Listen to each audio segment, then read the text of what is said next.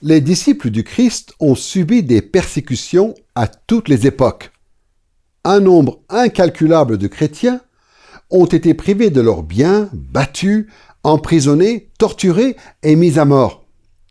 Certains rapports affirment d'ailleurs que les fidèles de Jésus sont aujourd'hui plus opprimés que jamais. Quand on n'a jamais été confronté à ce type de souffrance, on s'imagine difficilement les tentations qu'engendre la persécution. Si les chrétiens qui vivent en paix et en sécurité transigent souvent avec leur foi sans subir aucune menace, qui ne serait pas tenté de transiger avec ses croyances pour se protéger soi-même, sa femme, son mari, ses enfants ou ses proches? Que faire alors pour encourager les frères et sœurs qui vivent ces situations difficiles? C'est exactement la question que s'est posée l'auteur de l'Épître aux Hébreux. C'est le défi qu'il a dû relever en écrivant à des chrétiens qui avaient déjà connu des persécutions par le passé et risquaient d'en subir d'autres. Ils avaient tenu bon quelques années auparavant, mais l'auteur craignait que cette fois-ci, il ne se détourne du Christ pour éviter une nouvelle vague de persécution.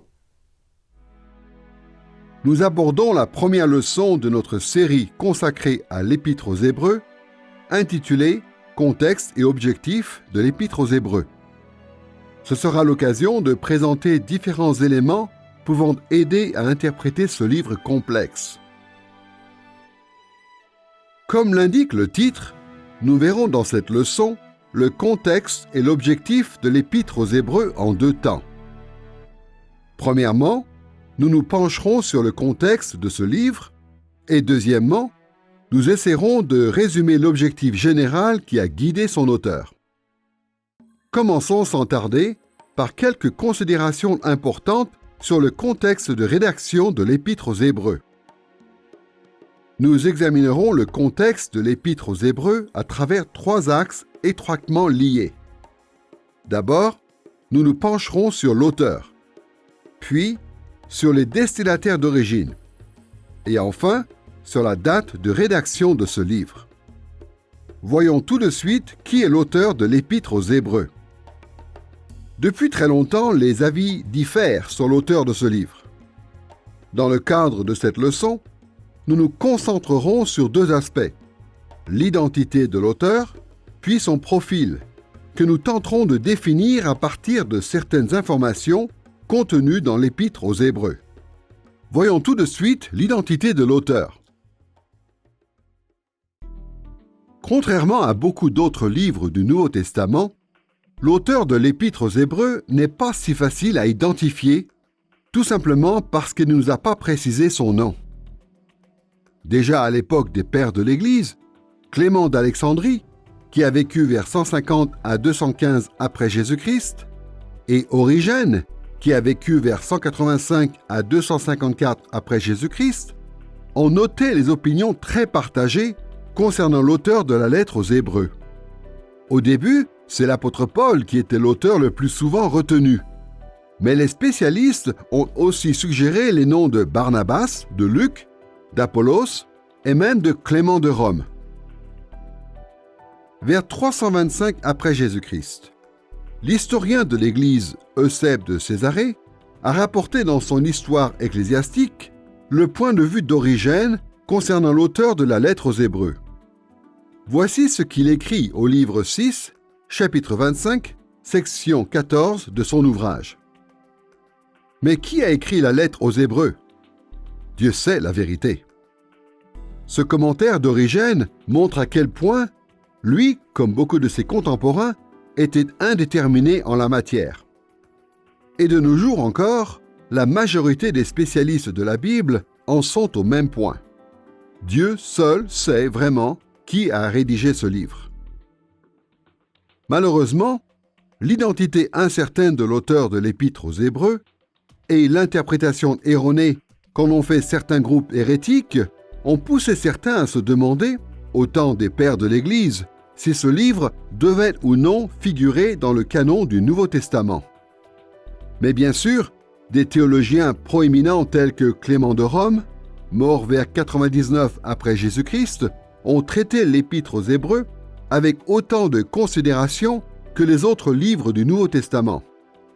C'était aussi le cas de Justin de Naplouse, qui a vécu vers 100 à 165 après Jésus-Christ. L'Épître aux Hébreux n'en reste pas moins absente du canon marcionite, constitué vers 144 après Jésus-Christ, et du canon de Muratori, établi vers 170 après Jésus-Christ. Toutefois, vers la fin de la période patristique, la plupart des interprètes reconnus des églises d'Orient et d'Occident considéraient l'Épître aux Hébreux comme partie intégrante du canon et s'accordaient dans l'ensemble sur le nom de Paul comme auteur. Pendant tout le Moyen Âge, la plupart des grands spécialistes ont continué d'attribuer l'Épître aux Hébreux à Paul, mais lors de la Réforme, les réformateurs protestants ont remis en question beaucoup de traditions ecclésiastiques, y compris la conception classique selon laquelle Paul aurait écrit ce livre. Martin Luther a suggéré qu'Apollos pourrait en être l'auteur. Jean Calvin, lui, n'a proposé aucun autre nom, même s'il soutenait que Paul n'avait pas pu écrire la lettre aux Hébreux. Aujourd'hui, la plupart des exégètes refusent l'idée que Paul puisse être l'auteur de l'Épître aux Hébreux. Nous verrons 3 raisons qui justifient cette position.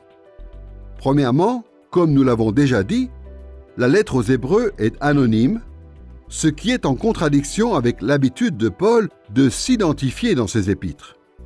On voit dans 2 Thessaloniciens chapitre 2 verset 2 que Paul était très préoccupé par les lettres en circulation qui lui étaient faussement attribuées.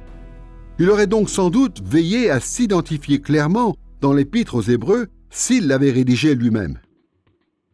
Deuxièmement, l'Épître aux Hébreux traite des sujets que Paul n'a pas abordés ou à peine effleurés dans ses lettres. Par exemple, l'auteur de la lettre aux Hébreux mentionne 3 fois Melchisédek, insiste sur le tabernacle de l'Ancien Testament et développe largement l'image du Christ comme souverain sacrificateur. Pris ensemble, ces thèmes différencient l'Épître aux Hébreux des autres livres attribués à coup sûr à Paul. Enfin, le 3e argument, qui s'oppose le plus à l'idée que Paul ait pu écrire ce livre, est la façon dont l'auteur de l'Épître aux Hébreux se distancie de la première génération de disciples de Jésus. Voici ce qu'on lit dans Hébreux chapitre 2, verset 3. Ce salut, annoncé à l'origine par le Seigneur, nous a été confirmé par ceux qui l'ont entendu. Remarquez que l'auteur parle ici du salut annoncé à l'origine par le Seigneur, c'est-à-dire par Jésus lui-même, et confirmé par ceux qui l'ont entendu. En d'autres termes, l'auteur de la lettre aux Hébreux et ses destinataires ont vérifié l'exactitude de l'Évangile auprès de ceux qui ont directement entendu Jésus. L'auteur affirme donc qu'il a reçu la foi chrétienne via des intermédiaires, ce qui contredit des passages comme Galates chapitre 1, versets 1, 11 et 12, et 1 Corinthiens chapitre 11, verset 23, où Paul affirme avoir reçu l'Évangile directement de Jésus. À la question « Qui a écrit la lettre aux Hébreux ?», la réponse la plus simple est qu'on n'en sait rien. On a bien quelques indices sur l'auteur, mais tout au long de l'histoire de l'Église, différentes hypothèses ont été avancées. Pendant longtemps, l'Église a attribué ce livre à Paul. Personnellement, je ne crois pas que Paul en soit l'auteur, car on constate des différences entre l'Épître aux Hébreux et les lettres de Paul. Par exemple, Paul s'identifie systématiquement avant de s'adresser au destinataire de ses lettres. Ce n'est pas ce qu'on voit dans Hébreux. Et il y a aussi dans l'Épître aux Hébreux des thèmes, comme le rôle du Christ en tant que grand prêtre, qui ne collent pas vraiment avec le contenu des lettres de Paul. Ce n'est donc probablement pas Paul qui a écrit ce livre. On a aussi suggéré les noms de Barnabas, d'Apollo, comme le pensait Martin Luther, ou encore de Priscille. Dans tous les cas, nous ne savons pas qui c'est. Je crois que tout ce qu'on peut dire, c'est que l'auteur de la lettre aux Hébreux était un chrétien de 2e génération. Au chapitre 2, il évoque les personnes qui ont entendu Christ et ont ensuite transmis son message, ce qui semble indiquer que l'auteur appartient lui-même à cette 2e génération. En examinant l'auteur de l'Épître aux Hébreux, nous avons vu que son identité reste inconnue. Cela ne nous empêche pas pour autant d'en dresser une sorte de profil. Vu le peu de temps dont nous disposons, nous nous concentrerons sur deux éléments évidents de la vie de l'auteur. Tout d'abord, on peut dire que l'auteur de la lettre aux Hébreux était un juif helléniste. Aujourd'hui, la plupart des spécialistes s'accordent à dire que Paul n'a pas écrit l'épître aux Hébreux. En fin de compte, on ne peut que rejoindre Origène en disant que Dieu seul sait qui en est le véritable auteur. Mais, si l'identité de l'auteur de ce livre est débattue depuis longtemps, on peut quand même essayer d'en savoir le maximum sur lui et son caractère à travers les indices que nous donne le texte. En lisant la lettre aux Hébreux, on voit chez son auteur les influences juives et grecques. L'important héritage juif de l'auteur transparaît dans sa connaissance de l'Ancien Testament, qu'il cite au moins 31 fois en 13 chapitres. Il apparaît aussi que l'auteur a reçu une solide éducation helléniste. Par le passé, différents exégètes ont souligné l'utilisation dans ce livre de la Septante, la traduction grecque de l'Ancien Testament, ce qui prouverait que l'auteur était un juif helléniste. Cependant, dans la seconde moitié du XXe siècle, en étudiant les manuscrits de la Mer Morte, on s'est aperçu que ce qu'on pensait être des citations directes de la Septante venait peut-être de textes hébreux non traditionnels. Il est donc impossible de savoir avec certitude si l'auteur de l'Épître aux Hébreux a utilisé la Septante. Quoi qu'il en soit, malgré cette découverte, on peut affirmer que l'auteur de ce livre était helléniste. Son excellent niveau de grec indique clairement une éducation helléniste et le vocabulaire et le style qu'il utilise dénotent une maîtrise de la langue qui est même supérieure à celle des livres de Luc. Outre le fait qu'il était un juif helléniste, on peut dire que l'auteur de la lettre aux Hébreux était un intellectuel passionné. Dans une large mesure, les exégètes reconnaissent que l'auteur de l'Épître aux Hébreux était un intellectuel. Les arguments théologiques avancés dans ce livre sont bien plus complexes que nombre de ceux exposés dans le reste du Nouveau Testament.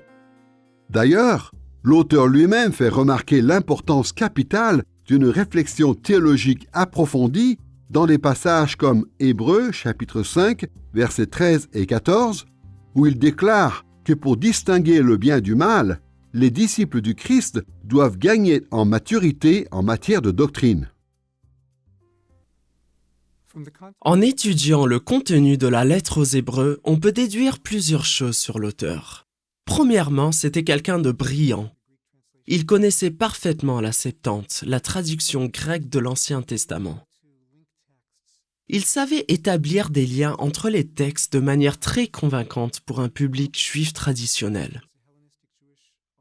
C'était sans doute un juif helléniste qui s'adressait à d'autres juifs hellénistes, c'est-à-dire des gens qui parlaient grec et faisaient probablement partie de la diaspora juive, tout en restant très attachés aux traditions juives et en ayant une excellente connaissance des Écritures. Si l'auteur de l'Épître aux Hébreux était un intellectuel, ce n'était pas pour autant un érudit froid et insensible. Non, c'était un homme passionné de foi chrétienne. La dévotion et la passion qu'il nourrissait pour ses frères et sœurs dans la foi transparaissent dans son texte. Voici l'empathie qu'exprime l'auteur pour ses destinataires dans Hébreux chapitre 10, versets 33 et 34. « Certains d'entre vous étaient insultés et maltraités publiquement, tandis que les autres étaient prêts à soutenir ceux qu'on traitait ainsi. Vous avez pris part à la souffrance des prisonniers et, quand on a saisi vos biens, vous avez accepté avec joie de les perdre en sachant que vous possédiez une richesse meilleure qui dure toujours. » De même, au chapitre 12, versets 1 et 2, on discerne la passion de l'auteur pour le Christ à travers ces mots. « Rejetons tout fardeau et le péché qui nous enveloppe si facilement, et courons avec persévérance l'épreuve qui nous est proposée, les yeux fixés sur Jésus, qui est l'auteur de la foi et qui l'amène à la perfection. Au lieu de la joie qui lui était proposée, il a supporté la croix, méprisé la honte et s'est assis à la droite du trône de Dieu. Au vu de ces passages et d'autres au ton similaire, il est difficile d'imaginer l'auteur de la lettre aux Hébreux comme un intellectuel insensible. Il était profondément touché par ses destinataires et par le Christ, et la passion qu'il exprime est l'une des caractéristiques clés de ce livre. Autre chose qu'on apprend sur l'auteur, c'est sa préoccupation profonde pour ceux à qui il enseignait et écrivait. Il s'inquiétait de les voir tomber dans l'apathie spirituelle et a insisté à plusieurs reprises sur le danger de se laisser aller à la faiblesse et à la fatigue, voire de renier leur foi. C'était sans aucun doute un excellent théologien et interprète des Écritures. Mais c'était aussi quelqu'un qui connaissait très bien ses destinataires, qui les connaissait même très bien personnellement. Il tenait beaucoup à eux et a mis en œuvre toutes les ressources théologiques et exégétiques à sa disposition, avec des exemples d'applications pratiques pour les aider dans leur parcours spirituel. Jusqu'à présent, dans notre étude du contexte de l'Épître aux Hébreux, nous nous sommes concentrés sur son auteur. À présent, voyons un deuxième aspect, les destinataires d'origine de ce livre. Dans la lettre aux Hébreux, ni les destinataires, ni la ville ou la région où ils résident ne sont mentionnés. Mais nous pouvons être sûrs que l'auteur s'adressait bien à un public précis, à des gens qu'il connaissait personnellement. Au chapitre 13, versets 19 à 24, l'auteur déclare qu'il compte venir les visiter à nouveau. Il parle de Timothée, qu'il appelle « notre frère », ainsi que d'un groupe de gens d'Italie que ses destinataires semblent connaître. Nous examinerons les destinataires originaux de la lettre aux Hébreux à travers 5 caractéristiques importantes pour l'étude de ce livre. Premièrement, il y a lieu de croire qu'une bonne partie des destinataires d'origine de cet épître étaient des Juifs. Cela est clairement dit dans Hébreux chapitre 1, verset 1. Autrefois, Dieu a parlé à nos ancêtres à maintes reprises et de plusieurs manières par les prophètes. Ici, l'auteur fait référence aux manières dont Dieu s'est révélé à Israël dans l'Ancien Testament. Et en faisant cela, il désigne les Israélites de l'Ancien Testament par l'expression « nos ancêtres », c'est-à-dire les ancêtres de l'auteur lui-même et de ses destinataires. Il n'est pas étonnant que dès l'époque de Tertullien, qui a vécu vers 155 à 230 après Jésus-Christ, ce livre était traditionnellement intitulé Pros Hebraios, qui veut littéralement dire « aux Hébreux ». Deuxièmement, il est aussi probable que les destinataires de l'Épître aux Hébreux soient, en grande partie, des hellénistes. Le contenu de la lettre aux Hébreux indique que ces destinataires connaissaient davantage les enseignements théologiques répandus parmi les Juifs en dehors de la Palestine que ceux des cercles juifs plus traditionnels basés en Palestine. De nombreux exégètes ont tenté de déterminer où, en dehors de la Palestine, vivaient les destinataires de ce livre. La première épître de Clément de Rome, écrite en 95 après Jésus-Christ, cite déjà la lettre aux Hébreux, ce qui a poussé certains à affirmer que ces destinataires d'origine se trouvaient à Rome. La mention de « ceux d'Italie » dans Hébreux chapitre 13, verset 24, a été avancée comme un argument en faveur de cette hypothèse. Même si ces hypothèses sont intéressantes, la seule chose qu'on puisse affirmer avec certitude, c'est que les destinataires d'origine de l'Épître aux Hébreux étaient pour la plupart des Juifs hellénistes qui vivaient en dehors de la Palestine. Troisièmement, les destinataires d'origine de l'Épître aux Hébreux manquaient de maturité spirituelle. Voici comment ils sont décrits dans Hébreux chapitre 5, verset 12. Alors que vous devriez, avec le temps, être des maîtres, vous avez de nouveau besoin qu'on vous enseigne les premiers principes élémentaires des oracles de Dieu. Apparemment, les lecteurs de l'Épître étaient croyants depuis suffisamment longtemps pour que l'auteur leur dise « Vous devriez, avec le temps, être des maîtres ». Ils auraient dû progresser notablement dans la connaissance de la doctrine, mais comme le remarque l'auteur, ils avaient encore besoin qu'on leur enseigne de nouveau les premiers principes élémentaires des oracles de Dieu. Fait intéressant. Malgré le manque de maturité dans la foi de ses destinataires, la lettre aux Hébreux contient des enseignements théologiques parmi les plus profonds et les plus complexes du Nouveau Testament. Comment peut-on alors concilier cet aspect avec l'immaturité des lecteurs? L'explication la plus logique tient à une pratique que les premiers chrétiens ont adoptée en s'inspirant des synagogues du 1er siècle. Des passages tels que Luc chapitre 4, verset 16, Actes chapitre 13, verset 15 et 1 Timothée chapitre 4, verset 13 nous apprennent que les responsables des synagogues et des églises chrétiennes supervisaient la lecture des Écritures et les expliquaient à leur congrégation. On peut donc penser que l'auteur de l'Épître aux Hébreux a inclus des enseignements théologiques parmi les plus complexes du Nouveau Testament dans l'idée que les responsables d'Église enseigneraient le contenu de ce livre aux membres de leur assemblée. Dans Hébreux chapitre 5, verset 11, l'auteur reproche à ses lecteurs d'être lents à comprendre.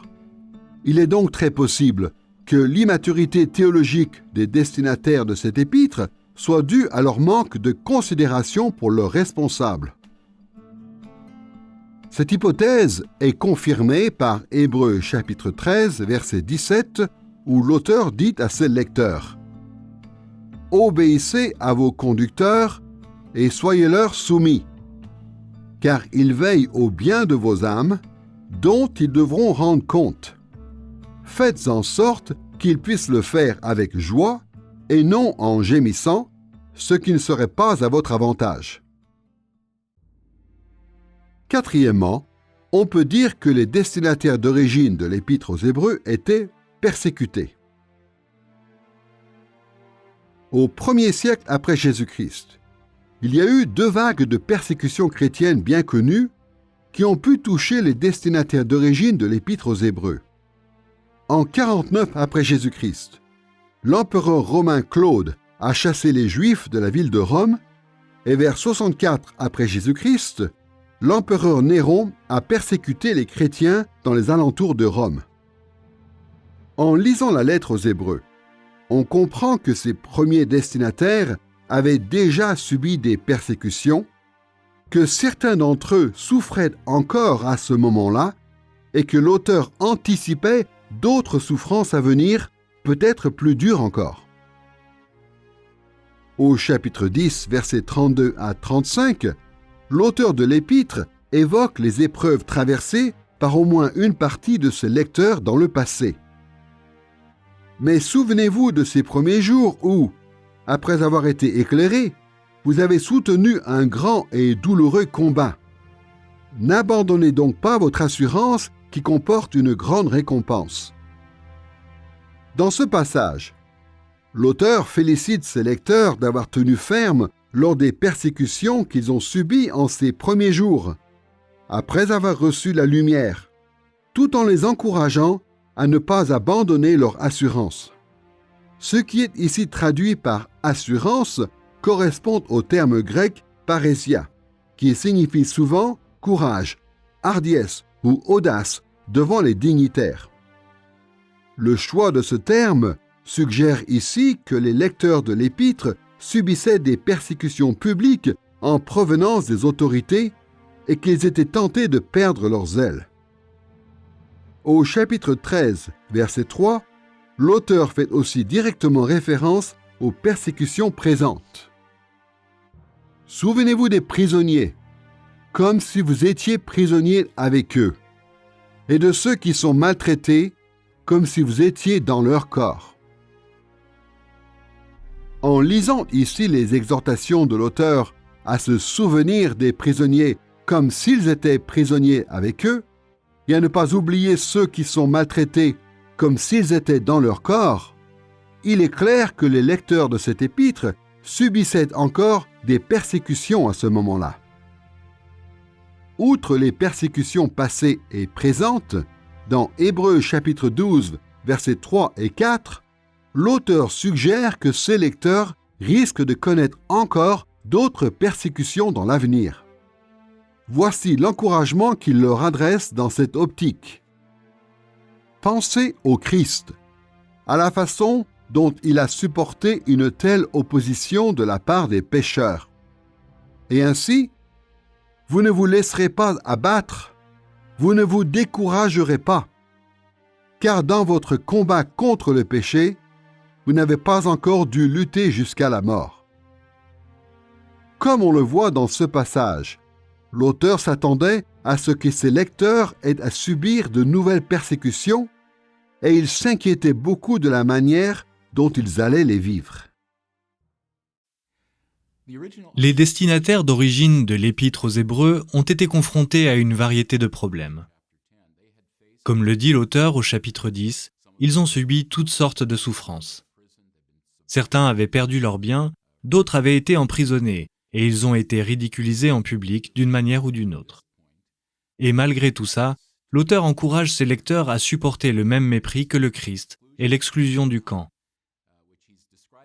qui est ici décrit avec les termes de l'Ancien Testament, mais désigne sans doute l'exclusion de la synagogue ou l'exclusion du temple de Jérusalem, qui devait encore exister au moment de la rédaction de l'Épître aux Hébreux. Voilà donc les formes de persécution qu'ils ont dû subir. L'auteur dit au chapitre 12 que leurs souffrances ne sont pas allées jusqu'à la mise à mort, mais il semble savoir qu'ils ont besoin d'être rassurés et leur affirme au chapitre 2 qu'ils ont été libérés de la peur de la mort grâce à la victoire de Jésus-Christ. Ça signifie peut-être qu'une persécution encore plus violente se profilait pour eux. Cinquièmement, face à la persécution, les lecteurs de la lettre aux Hébreux, ou du moins une partie d'entre eux, se sont retrouvés proches de l'apostasie. Ces souffrances ne risquaient pas seulement de les décourager ou de les affaiblir, mais menaçaient de provoquer chez eux le reniement complet de Christ. Voici par exemple l'avertissement que l'on trouve dans Hébreux chapitre 10, versets 26 et 27.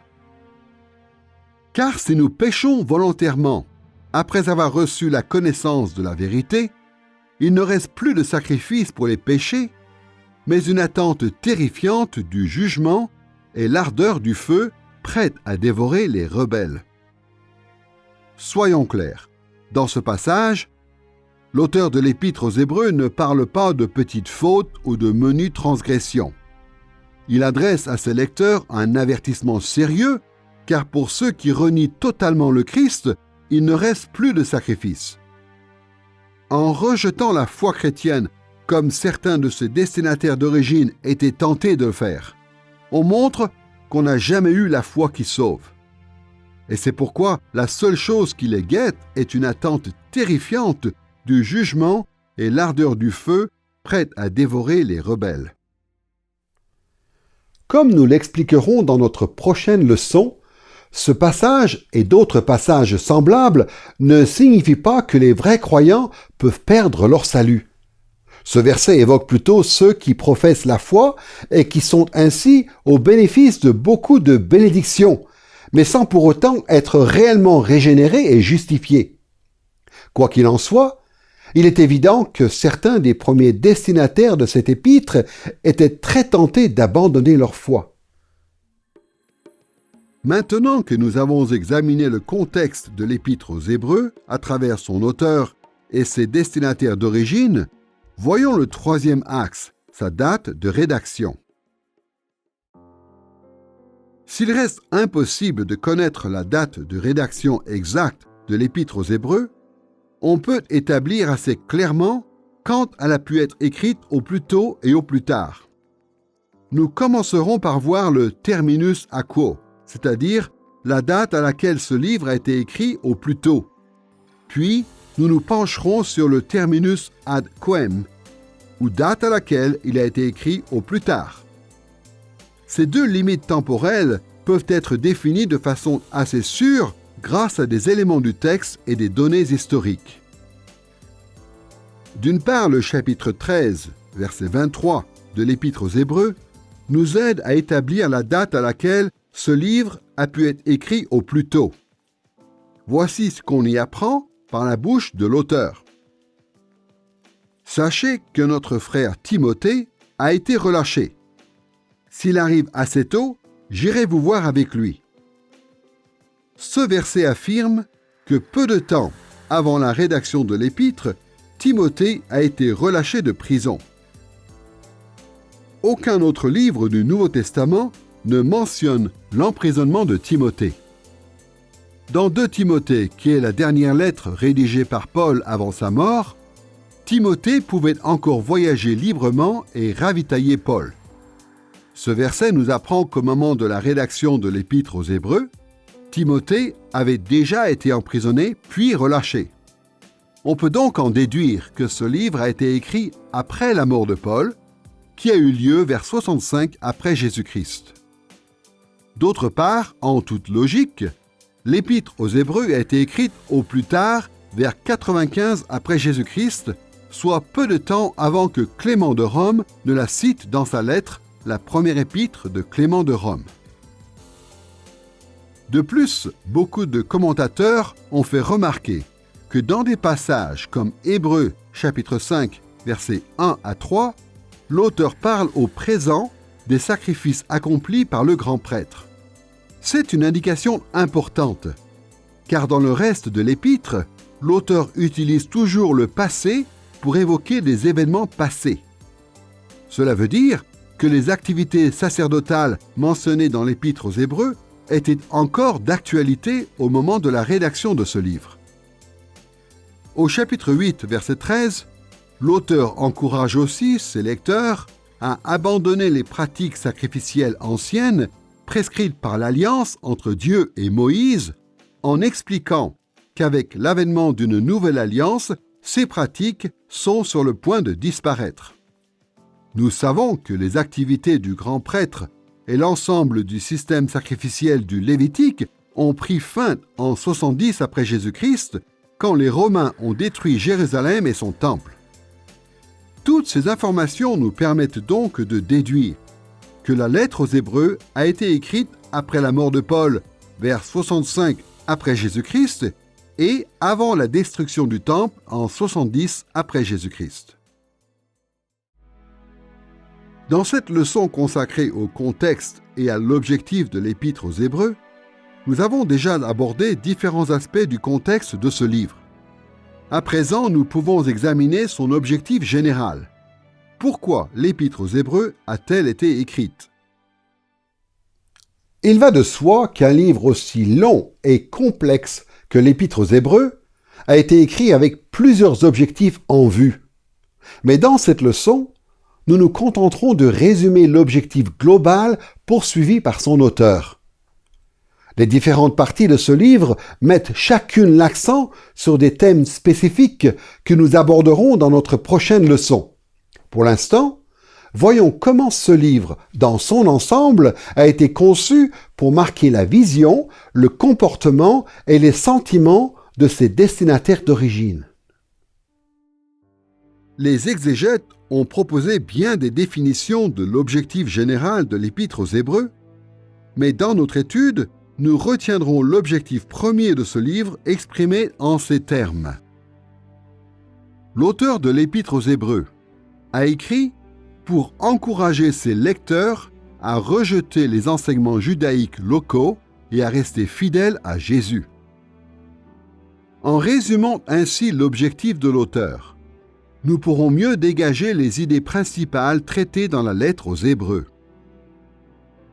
Comme nous venons de le dire, l'auteur de l'Épître aux Hébreux a pris la plume pour adresser un encouragement à ses lecteurs. Voici comment l'auteur décrit lui-même son livre au chapitre 13, verset 22. Je vous demande, frères, de supporter cette parole d'exhortation. Notez que l'auteur demande à ses lecteurs de recevoir son livre comme une parole d'exhortation. Le verbe employé dans l'expression « je vous demande » est le mot grec « parakaleo », qui est le verbe équivalent du nom grec traduit par « exhortation » dans ce même verset. La terminologie de l'exhortation implique d'appeler à se ranger du côté de l'énonciateur et de demander à quelqu'un d'adopter le point de vue de l'énonciateur. Cette même expression est utilisée dans Luc chapitre 3, verset 18, pour parler de l'appel à la repentance pressant et persuasif lancé par Jean-Baptiste.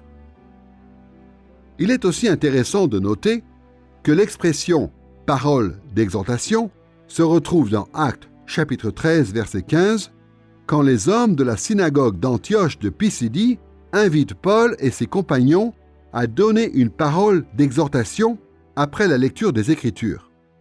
Il est fort possible que l'expression « parole » ou « message d'exhortation » désigne au 1er siècle ce qu'on appelle aujourd'hui un sermon. L'auteur de l'Épître aux Hébreux, au chapitre 13, verset 22, décrit son ouvrage comme une parole d'exhortation. Et dans ce contexte, c'est un synonyme de sermon. La rhétorique est ici essentiellement utilisée pour convaincre les lecteurs à respecter leurs engagements envers Jésus en tant que Fils de Dieu, leur Seigneur et leur Sauveur. Et donc, l'argument de la lettre aux Hébreux, ou le sermon qu'elle contient, permet à l'auteur de développer des thématiques, d'interpréter les Écritures juives en leur donnant du sens, puis de présenter de manière très convaincante à ses lecteurs ce qu'ils attendent d'eux. Et ce qu'il veut, c'est qu'ils acceptent le salut que Christ leur a offert, ou que Dieu leur a offert en Christ. Chaque épître ou lettre du Nouveau Testament contient des exhortations pour ses lecteurs, mais l'Épître aux Hébreux se démarque des autres par la puissance de ces exhortations. Pour étudier l'objectif poursuivi par l'auteur de la lettre aux Hébreux, examinons de plus près la puissance des exhortations qui caractérisent ce livre. Nous pourrons ensuite voir le but de ces exhortations, c'est-à-dire la réaction que l'auteur espérait provoquer chez ses lecteurs. Commençons par examiner la puissance des exhortations adressées aux lecteurs de cet épître. Pour mieux examiner la puissance des exhortations adressées par l'auteur de la lettre aux Hébreux, nous verrons deux aspects de ces exhortations. Premièrement, leur fréquence, et deuxièmement, le style rhétorique utilisé dans ce contexte. Commençons donc par la fréquence des exhortations que l'on trouve dans ce livre. À travers la fréquence des exhortations de l'auteur, nous comprenons mieux à quel point elles sont pressantes. Parfois, ces exhortations sont implicites, mais elles sont exprimées de façon explicite au moins 30 fois. L'auteur utilise souvent ce que l'on appelle en grammaire grecque le subjonctif exhortatif, une forme verbale qui sert généralement à demander ou implorer et que l'on traduit souvent par l'impératif à la première personne du pluriel. Faisons ceci ou cela. Voici par exemple deux exhortations utilisant ce mode grammatical que l'on trouve dans Hébreux chapitre 4, versets 14 et 16. Tenons fermement la confession de notre foi. Approchons-nous avec assurance du trône de la grâce. L'auteur a aussi utilisé l'impératif grec que l'on traduit souvent par des ordres directs. Par exemple, au chapitre 12, versets 12 à 16, on trouve cette liste d'exhortations. Redressez les mains abattues et les genoux paralysés. Que vos pieds suivent des pistes droites. Recherchez la paix avec tous et la sanctification. Veillez à ce que personne ne se prive de la grâce de Dieu, à ce qu'aucune racine d'amertume ne produise des rejetons. Veillez à ce que personne ne soit débauché ni profanateur comme Ésaü. Il est important de garder à l'esprit les nombreuses exhortations directes adressées par l'auteur à ses lecteurs, car les raisonnements théologiques complexes présentés dans ce livre pourraient facilement nous faire perdre de vue l'objectif même de l'Épître aux Hébreux. Ce livre n'a pas été écrit seulement pour exposer des doctrines théologiques, mais pour persuader les destinataires, à travers ces doctrines, de changer d'attitude et de comportement. C'est ce qu'avait en tête l'auteur en qualifiant son livre de parole d'exhortation. L'encouragement pressant est une dimension essentielle de la lettre aux Hébreux qu'il nous faut prendre en compte dans l'étude de ce livre. Nous avons vu la puissance des encouragements adressés par l'auteur de cet épître en examinant la fréquence de ces exhortations. Maintenant, penchons-nous sur le style rhétorique de l'auteur qui révèle, lui aussi, son désir d'encourager ses destinataires. On a souvent dit que le style de l'Épître aux Hébreux est particulièrement éloquent car il utilise de nombreux procédés littéraires typiques des discours d'argumentation et des débats passionnés du 1er siècle. On retrouve beaucoup de ces procédés dans d'autres livres du Nouveau Testament, mais c'est dans la lettre aux Hébreux qu'ils sont les plus présents. La lettre aux Hébreux est sans doute le livre du Nouveau Testament dont l'auteur montre le plus d'habileté littéraire et rhétorique. Une chose qu'il met parfaitement au service de son objectif. L'auteur s'efforce de démontrer la supériorité du Christ et de la Nouvelle Alliance sur l'Ancienne, et il y parvient notamment grâce à un argument littéraire solide et très convaincant. Et pour cela, il utilise une grande variété de constructions. On a donc là un texte superbement construit et une rhétorique qui accroche le lecteur pour ensuite le convaincre avec l'argument avancé. L'un des procédés rhétoriques employés dans cet épître est ce qu'on appelle en grec « synkrésis ». Il consiste en une comparaison détaillée entre deux ou plusieurs choses dans le but de rallier le public à rejoindre le point de vue de l'énonciateur. On retrouve un exemple de synkrésis dans Hébreux chapitre 7, versets 11 à 28, lorsque l'auteur compare Jésus à un prêtre royal tel que Melchisédek, un personnage mentionné dans Genèse qui était à la fois sacrificateur et roi. Mais dans ce passage, l'auteur de l'Épître aux Hébreux ne se contente pas d'affirmer sa conviction, il présente une comparaison convaincante entre Jésus et Melchisédek en 8 points. Leur filiation, leur généalogie, leur naissance, leur mort, leur service, leurs actions, leur statut et leurs accomplissements. Ces comparaisons détaillées visait à lever le moindre doute concernant le rôle de souverain sacrificateur royal de Jésus. Autre procédé rhétorique utilisé par l'auteur de l'Épître aux Hébreux, les exempla. Les exempla sont des listes d'exemples ou d'illustrations qui s'enchaînent pour former un argument convaincant en faveur d'un point de vue. On retrouve cette technique oratoire dans la célèbre liste de croyants fidèles d'Hébreux chapitre 11, qui inclut Abel, Enoch, Noé, Abraham, Sarah, Isaac, Jacob, Joseph, Moïse, les Israélites, Rahab, Gédéon, Barak, Samson, Jephthé, David, Samuel et les prophètes. Cette longue liste avait pour objectif de persuader les lecteurs que les serviteurs de Dieu doivent rester fidèles en période de persécution. Le troisième procédé rhétorique employé dans l'Épître aux Hébreux est ce qu'on appelle en hébreu un kal wa homer. Bien connu dans la traduction gréco-romaine, mais aussi dans la tradition rabbinique, cette expression pourrait se traduire par du léger au lourd, du plus petit au plus grand ou du simple au complexe. Ce type d'argumentation s'appuie sur un présupposé simple admis par les auditeurs pour parvenir ensuite à une conclusion plus complexe sur laquelle les auditeurs avaient initialement des doutes mais qu'ils peuvent désormais accepter plus facilement.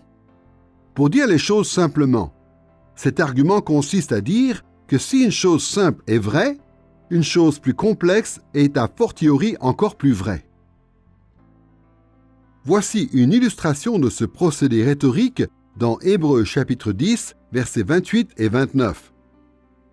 Si quelqu'un a violé la loi de Moïse, il est mis à mort sans pitié sur la déposition de 2 ou 3 témoins. Combien pire, ne pensez-vous pas, sera le châtiment mérité par celui qui aura foulé aux pieds le Fils de Dieu. L'auteur commence ici par énoncer un fait bien compris par ses lecteurs. La désobéissance à la loi de Moïse est punie de mort. Puis il approfondit cette idée en annonçant combien pire sera la punition pour ceux qui foulent aux pieds celui qui est plus grand que Moïse, le Fils de Dieu. Ces exemples nous montrent avec quelle urgence l'auteur a écrit cet épître. Convaincu que ses lecteurs étaient dans une situation très grave et qu'ils devaient prendre des décisions particulièrement difficiles, il s'efforçait dans cette lettre de les encourager et de les persuader de faire les bons choix. Nous avons vu comment la puissance des exhortations servait l'objectif de l'auteur. Nous pouvons à présent étudier un autre aspect de ce livre, le but de ces exhortations. Comme nous l'avons vu plus tôt, l'objectif général de l'Épître aux Hébreux pourrait se définir ainsi. L'auteur de l'Épître aux Hébreux a écrit pour encourager ses lecteurs à rejeter les enseignements judaïques locaux et à rester fidèles à Jésus. Comme le montre cette définition, le but des exhortations adressées par l'auteur de la lettre aux Hébreux était double. D'une part, il voulait que ses lecteurs rejettent les enseignements judaïques, et d'autre part, il voulait qu'ils restent fidèles à Jésus, leur Messie. Voyons comment l'auteur encourage ses lecteurs à rejeter les enseignements judaïques locaux. Nous avons vu que les destinataires de l'Épître aux Hébreux avaient été confrontés à la persécution et que dans ces circonstances, ils ont été tentés de renier leur foi. Pourtant, cette tentation n'était pas forcément ce qu'on imagine. Apparemment, à l'époque de la rédaction de cet épître, les chrétiens pouvaient échapper aux persécutions à condition de rejeter des convictions typiquement chrétiennes pour s'identifier davantage à la communauté juive locale. Au 1er siècle, les Juifs étaient soumis à des impôts spéciaux et souffraient parfois de persécutions. Mais bien souvent, dans l'Empire romain, les communautés juives pouvaient pratiquer librement leur foi. Au début, il en était de même des chrétiens qui étaient étroitement associés au judaïsme. Mais avec le temps, les chrétiens étaient de moins en moins considérés comme une secte juive.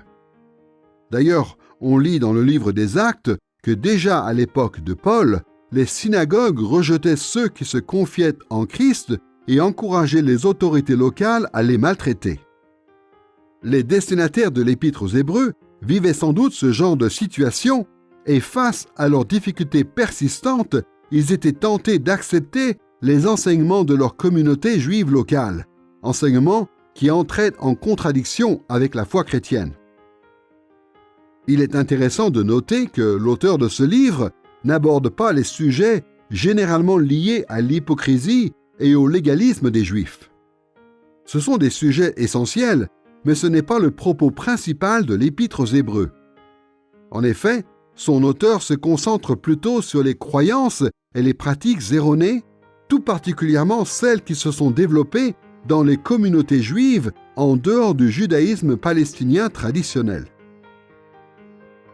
Voici ce qu'on lit dans Hébreux, chapitre 13, verset 9. « Ne vous laissez pas égarer par toutes sortes de doctrines étrangères. Il est bon d'être fortifié intérieurement par la grâce de Dieu et non par des règles relatives à des aliments.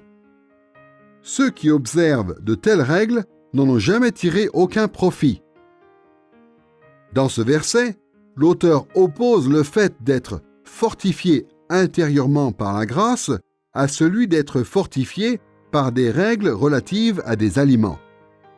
Ce thème particulier est assez connu, mais notez que ce n'est là qu'un exemple de toutes sortes de doctrines étrangères qui se réfèrent aux enseignements inhabituels ou bizarres des communautés juives locales.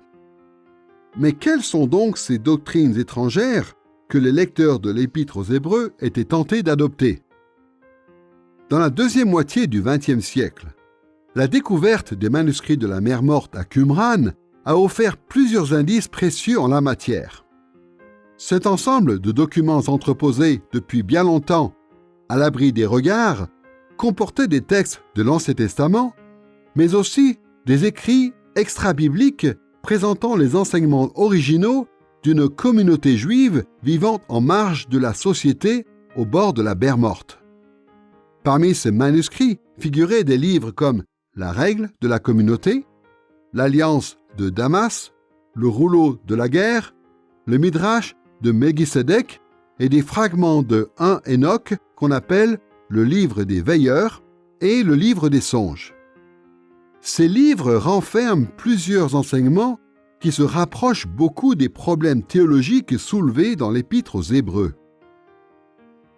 Il faut néanmoins garder en tête que ces enseignements existaient aussi en dehors de cette communauté. D'autres groupes juifs de la région méditerranéenne avaient adopté des points de vue semblables. Des problèmes similaires sont notamment traités dans les épîtres aux Éphésiens et aux Colossiens, indiquant leur présence dans ces régions. Mais en examinant quelques thèmes communs à la lettre aux Hébreux et au manuscrit de Qumran, nous allons pouvoir mieux comprendre les exhortations adressées par l'auteur de cette épître.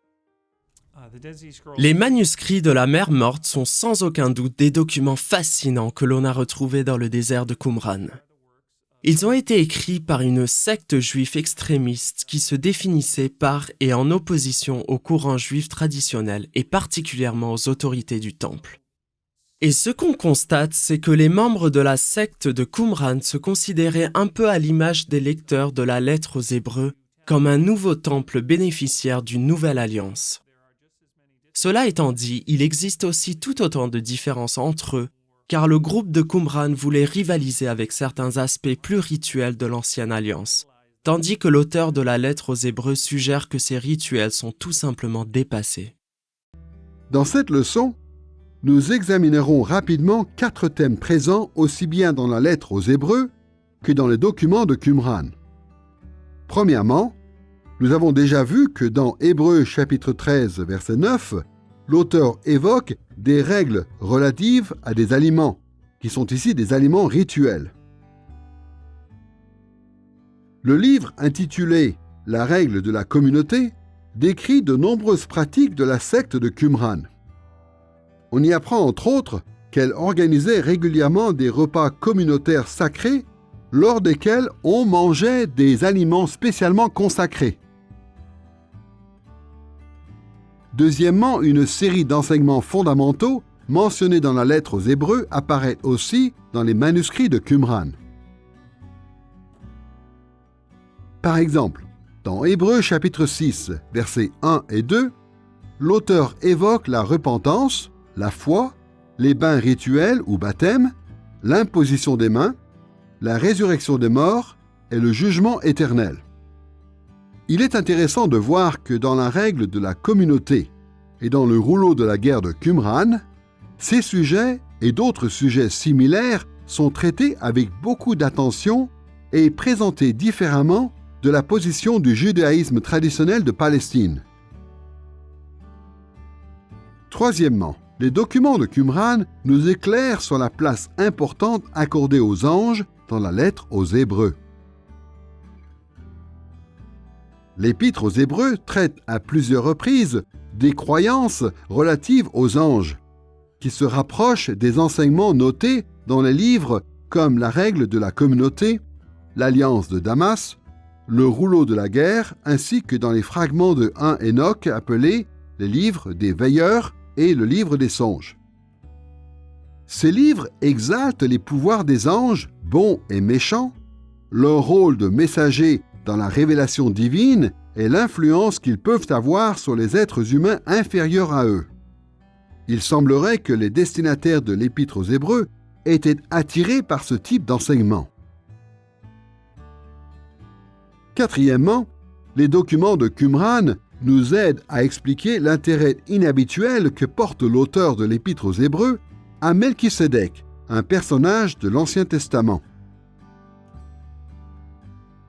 Pendant longtemps, les exégètes avaient du mal à comprendre pourquoi l'Épître aux Hébreux insistait tant sur le parallèle entre Melchisédek et Jésus.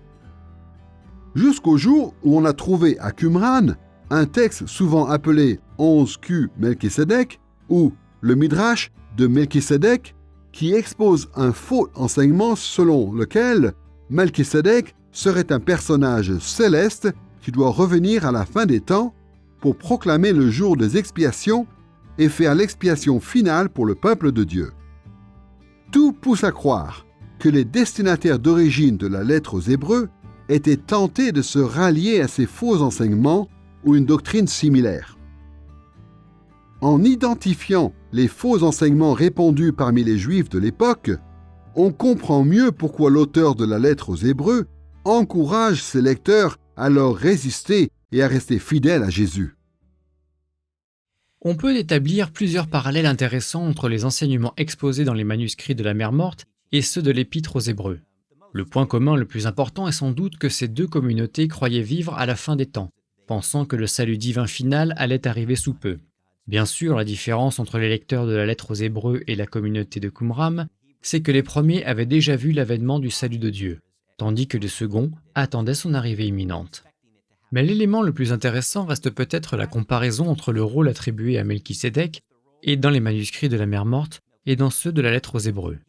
Dans cet épître, l'auteur développe une doctrine qui fait de Melchisédek la préfiguration du souverain sacrificateur que sera Jésus par la suite. Melchisédek est prêtre non selon l'ordre d'Aaron, qui est d'ordre traditionnel dans l'Ancien Testament, mais selon l'ordre de Melchisédek, car Melchisédek apparaît comme un grand prêtre légitime qui rencontre Abraham dans la Genèse, d'où la comparaison Jésus-Melchisédek.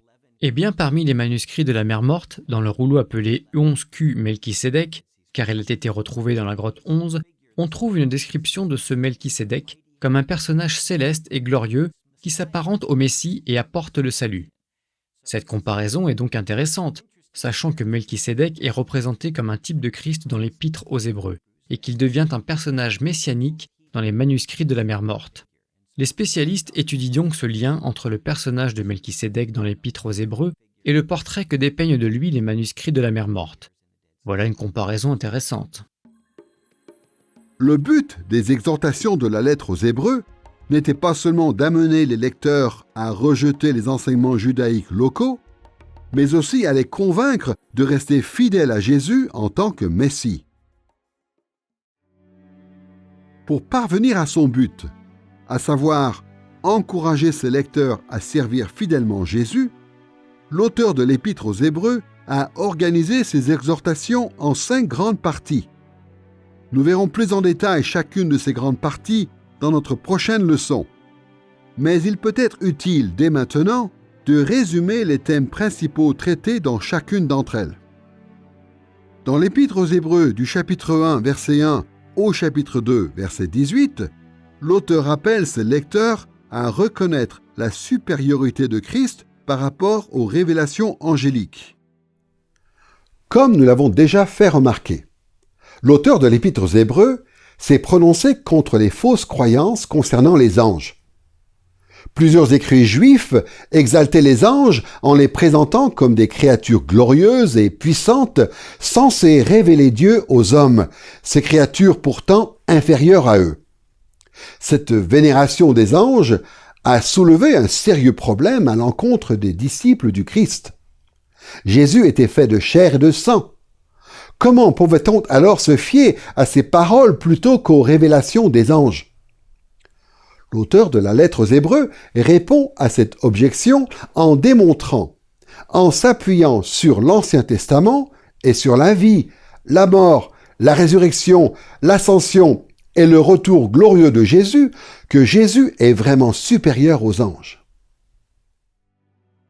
La deuxième grande partie de l'Épître aux Hébreux s'étend du chapitre 3, verset 1 au chapitre 4, verset 13. L'auteur y démontre que Jésus est supérieur à l'autorité de Moïse. Tout le monde voyait bien que les disciples de Jésus ne respectaient pas les sacrifices prescrits par Dieu à travers Moïse. La communauté juive locale poussait donc les chrétiens à revenir à Moïse et aux traditions qu'il avait instaurées. Face à cet argument, l'auteur de l'Épître aux Hébreux déclare que si Moïse est un serviteur fidèle de Dieu, Jésus, lui, est supérieur car lui est le Fils royal de Dieu. Après avoir abordé la question des anges et de Moïse, l'auteur s'attaque au sacerdoce de Melchisédek du chapitre 4, verset 14 au chapitre 7, verset 28. Dans cette grande partie, l'auteur avance que Jésus est le prêtre royal suprême selon l'ordre de Melchisédek. Apparemment, les Juifs locaux pressaient les destinataires de la lettre aux Hébreux à rejeter Jésus en tant que Messie, car ils croyaient, eux, que Melchisédek viendrait dans les derniers temps en tant que grand prêtre royal. En réponse, l'auteur démontre que Jésus est le véritable prêtre royal venu à la fin des temps pour offrir la rédemption éternelle des péchés. Du chapitre 8, verset 1, au chapitre 11, verset 40, l'auteur de l'Épître aux Hébreux explique la supériorité de la nouvelle alliance en Jésus. Les enseignements de la communauté juive locale mettaient en doute l'affirmation des chrétiens selon laquelle Jésus était venu pour servir d'intermédiaire dans la nouvelle alliance promise par Jérémie. Mais l'auteur de ce livre montre que Jésus est réellement le médiateur de la nouvelle alliance. Dans la dernière grande partie de l'Épître aux Hébreux, du chapitre 12, verset 1 au chapitre 13, verset 25, l'auteur expose plusieurs façons concrètes de mettre la persévérance en pratique. Cette grande partie se compose d'une longue série d'exhortations assorties d'explications. Face à tant de défis à leur foi, provenant de la communauté juive locale et d'ailleurs, les lecteurs de la lettre aux Hébreux avaient besoin d'être inspirés et stimulés, et c'est dans cette optique que l'auteur leur écrit. Il les encourage à rester fidèles à Jésus en tant que Messie, en leur rappelant les promesses et les bénédictions de Dieu en Jésus. Par ses nombreuses exhortations, l'auteur de la lettre aux Hébreux encourage ses lecteurs à persévérer, pour dire les choses de manière positive. Par moments, il s'adresse à eux avec beaucoup de douceur, en les encourageant et les implorant, mais dans d'autres passages, il adopte un ton franchement cinglant et effrayant. Ça commence dès le chapitre 2. Si les saints de l'Ancien Testament sont partis à la dérive, nous, les héritiers de la Nouvelle Alliance qui connaissons le Seigneur Jésus, courons un bien plus grand danger en ignorant le salut qui nous a été offert. Et ce type d'argument, a fortiori, qui consiste à dire « si ceci, alors à combien plus forte raison cela ?» on le retrouve à de nombreuses reprises dans l'Épître aux Hébreux. Et puis il y a ces deux passages consacrés à l'apostasie, dans Hébreux 6 et Hébreux 10, qui nous mettent en garde contre le danger que courent ceux qui ont professé une foi profonde en Christ, et l'ont apparemment suivi pendant quelque temps, pour se détourner ensuite de lui. Même en reprenant le récit de l'Ancien Testament, à la fin du chapitre 3, l'auteur dit à ses lecteurs de ne pas imiter les croyants de l'Ancien Testament que Dieu a sortis d'Égypte et arrachés à l'esclavage, mais qui n'ont jamais pu rentrer en terre promise, justement à cause de leur manque de persévérance. Ils se sont détournés de Dieu dans le désert et quasiment une génération entière a été exterminée. Et ces parallèles instructifs montrent que l'auteur, dans son désir d'encourager ses lecteurs, ne se contente pas d'un don doux et enjôleur, en les encourageant chaleureusement et en brandissant la gloire du Christ pour attirer les lecteurs à lui. Non, il recourt aussi aux menaces et les avertit qu'il s'agit de choses sérieuses qu'il ne faut pas prendre à la légère. Dans cette leçon consacrée au contexte et à l'objectif de l'Épître aux Hébreux, nous avons étudié le contexte de ce livre à travers son auteur, ses destinataires et sa date de rédaction.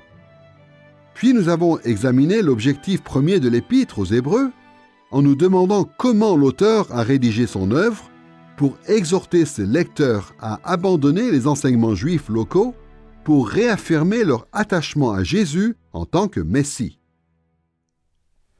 L'Épître aux Hébreux est l'un des livres les plus difficiles du Nouveau Testament. Il est tellement riche en enseignements que nous ne pourrons qu'effleurer une petite partie d'entre eux. Pourtant, son contenu complexe peut beaucoup nous apporter.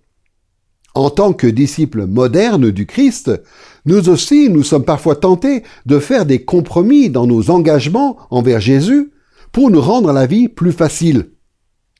Mais en nous laissant être interpellés par les exhortations pressantes que l'auteur de l'Épître aux Hébreux a adressées à ses destinataires d'origine, nous comprendrons l'importance capitale de nous accrocher fermement à notre foi, quelle que soit l'opposition.